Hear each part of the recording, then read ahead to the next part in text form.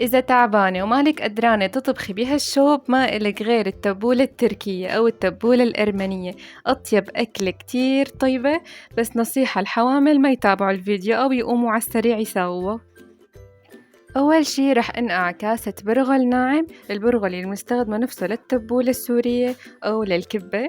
رح أنقعه بمي سخنة، كاسة برغل بتاخد كاسة مي سخنة، رح نحركن سوا.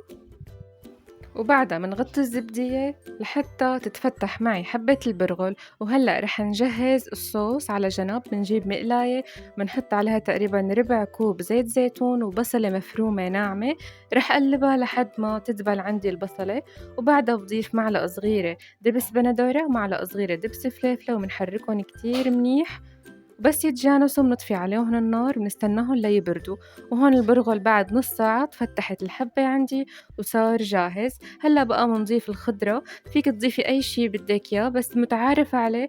بندورة مفرومة وخس مفروم وخيارة ونعنع مفروم وبقدونس.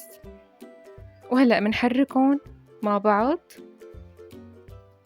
وبعدها منضيف التوابل أو البهارات. عندي سمة وملح ونعنع وبابريكا حدة.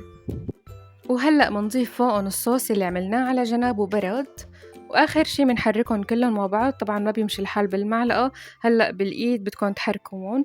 وبعدها منضيف عصير ليمون كتير بتكتروا، ومنحط كمان دبس رمان شي ربع كوب. كتير طيبة بتطلع بدبس الرمان والليمون.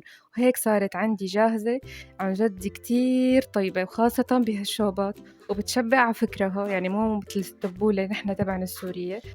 وهلأ وقت التقديم بنحط مثلا خسة بالصحن، وبعدها بنسكب التبولة. وفيكن كمان تزينوها بشرائح ليمون. عن جد منظرها بشهي كتير، طعمتها طيبة. هلأ أنا بفضل آكلها بإني أجيب هيك قطعة خسة وحط بقلب التبولة، وارجع كمان أعصر عليها هيك عصرة ليمونة وحط شوي كمان دبس رمان. تطلع بتجنن.